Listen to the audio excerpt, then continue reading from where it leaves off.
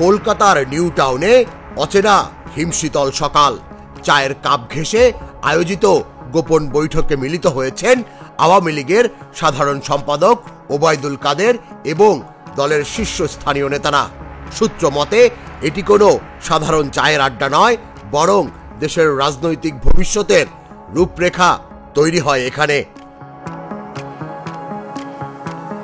টাঙ্গাইল ২ আসনের সাবেক সংসদ সদস্য তানভীর হাসান বা ছোট মনির সম্প্রতি এক সংবাদ মাধ্যমকে জানান, শিগগিরই নিউ টাউনে একটি গুরুত্বপূর্ণ আলোচনা সভার আয়োজন করা হচ্ছে। তার ভাষ্য অনুযায়ী এই চা চক্র আওয়ামী লীগের সাধারণ সম্পাদক ওবায়দুল কাদেরের নেতৃত্বে অনুষ্ঠিত হবে। এ বৈঠক থেকেই চূড়ান্ত হতে পারে আগামী মাসে নিউ টাউন থেকে আওয়ামী লীগ কি পদক্ষেপ নেবে। মনিরের বক্তব্যে আত্মবিশ্বাস এবং কৌশলগত সতর্কতা একদম পরিষ্কার।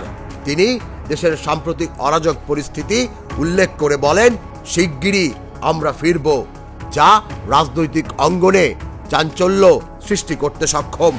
পাশাপাশি তিনি সাবলীলভাবে অভিযোগ তুলেছেন বর্তমান প্রশাসনের বিরুদ্ধে, যাদের ব্যর্থতা দেশের অগ্রগতিকে ব্যাহত করছে।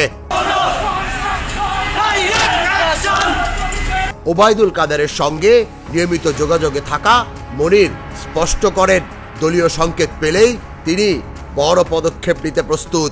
তবে গেল মাসের নাশকতার ঘটনা ও সরকারের নীতি নিয়ে সরাসরি মন্তব্য এড়িয়ে গেছেন তিনি। তবে তার সতর্ক হুঁশিয়ারি, হাসিনা না থাকলে বাংলাদেশ ধ্বংস হয়ে যাবে।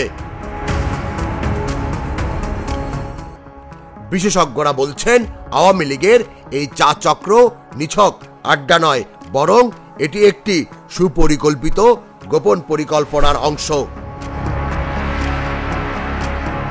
নিউ টাউনের নিঃসঙ্গ চায়ের টেবিলের চারপাশে তৈরি হচ্ছে এমন রণকৌশল যা আগামী দিনের রাজনৈতিক মাঠে প্রভাব ফেলবে।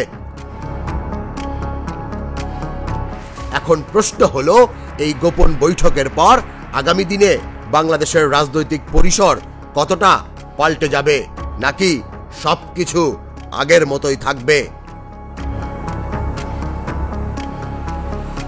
তুষার ইসলাম, জাগো নিউজ। দুধার চকলেটে একাকার হয়ে ওঠা প্রাণ লেয়ার সম্পর্কের মিষ্টি ম্যাজিক।